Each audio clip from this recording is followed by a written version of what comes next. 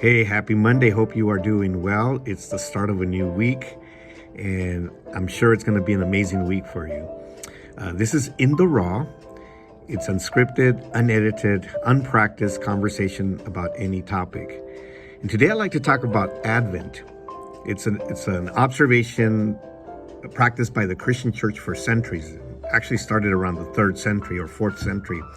And it started at the beginning of December, and it goes through all the way to Christmas. And every Sunday, there's an observance with a theme or a topic.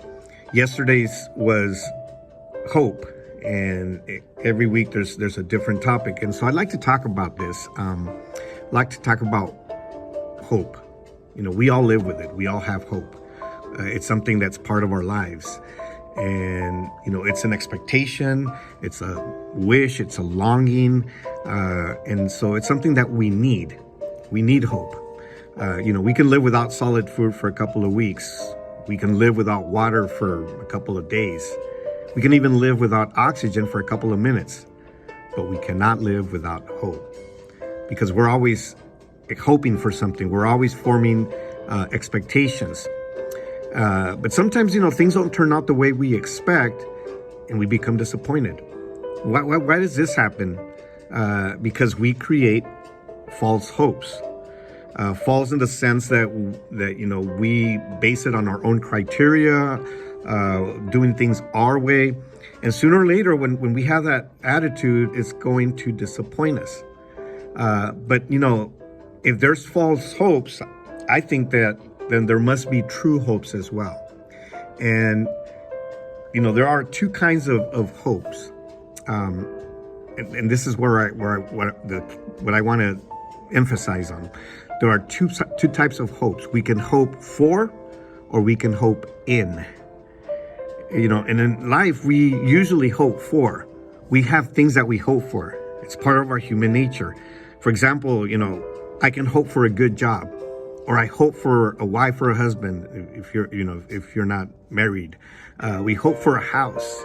We hope for, you know, different things here, you know, or in the future. You know, we're always hoping for different things. But there's another type of hope, and this is a hope to hope in. And sometimes we forget that this is a more powerful type of hope, or this is a more effective type of hope, I should say. You know, because, you know, we are always hoping for things when in reality we need to be hoping in someone, and that someone is Jesus. You know, we have to stop waiting for and start waiting in Jesus. He's never going to disappoint us. He will always come through. He is the true hope that we can trust and rely on. And, you know, the Bible says that he is the hope of the world. And so when you're hoping for something, you might be disappointed, like I said, because you didn't get what you were expecting. But when you hope in Jesus, you're never going to be disappointed, as I said earlier. So, you know, I think that who your hope is in will always be greater than what you are hoping for. When your hope is based on, you know, material things, or things that are tangible, things that, you know, that you can touch, you know, we can be filled with doubt.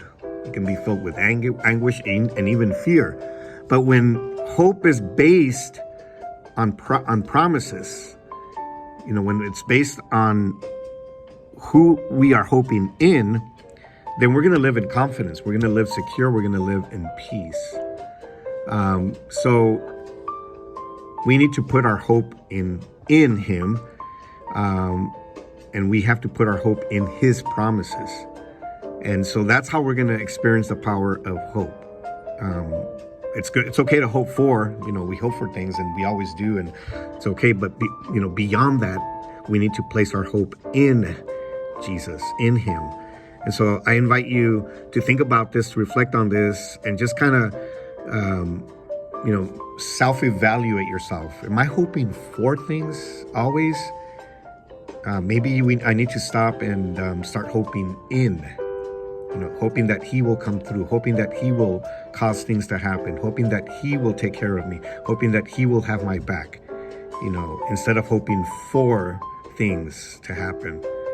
Hope for is based on our strength. Hope in Him, in Jesus, is based on His power. So with this, I leave you. I hope you have an amazing day, and we will see you soon.